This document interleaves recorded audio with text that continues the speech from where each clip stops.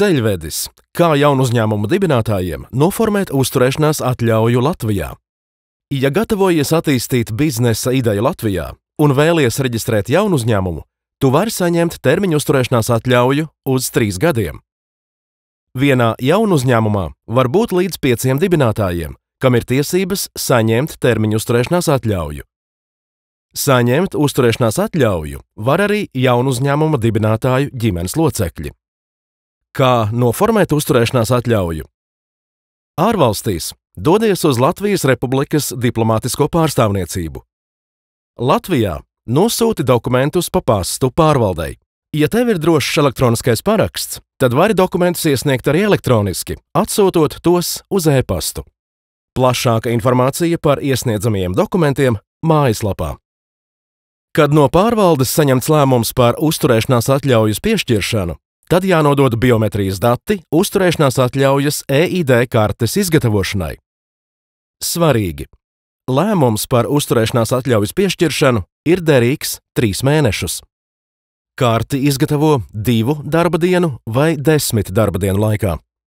Saņemot EID karti, jāuzrāda derīgs ceļošanas dokuments, veselības apdrošināšanas polise un Latvijas ārstniecības iestādes izsniegta izziņa par to, ka persona neslimo ar tuberkulozi. Svarīgi! 3 mēnešu laikā pēc tam, kad saņemts lēmums par uzturēšanās tiesībām Latvijā, jāreģistrējas kā jaunu uzņēmuma valdes loceklim. Uzturēšanās tiesības tiks piešķirtas uz 3 gadiem, taču katru gadu uzturēšanās atļaujas EID karte ir jāreģistrē, iesniedzot derīga ceļošanas dokumenta kopiju un brīvas formas iesniegumu un veicot valsts nodevas apmaksu.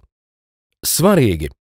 Pirmo reizi reģistrējot uzturēšanās atļaujas EID karti, pārvaldē jāiesniedz progresa pārskats par kapitālsabiedrības īstenotajām aktivitātēm šajā periodā, kas apliecina, ka kapitālsabiedrība turpina inovatīvā produkta izstrādi, ražošanu vai attīstību.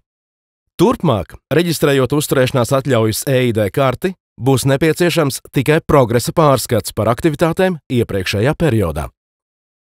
Kad 3 gadu uzturēšanās termiņš Latvijas Republikā ir beidzies, jaunu uzņēmumu dibinātājam ir 3 iespējas turpmākas uzturēšanās atļaujas pieprasīšanai.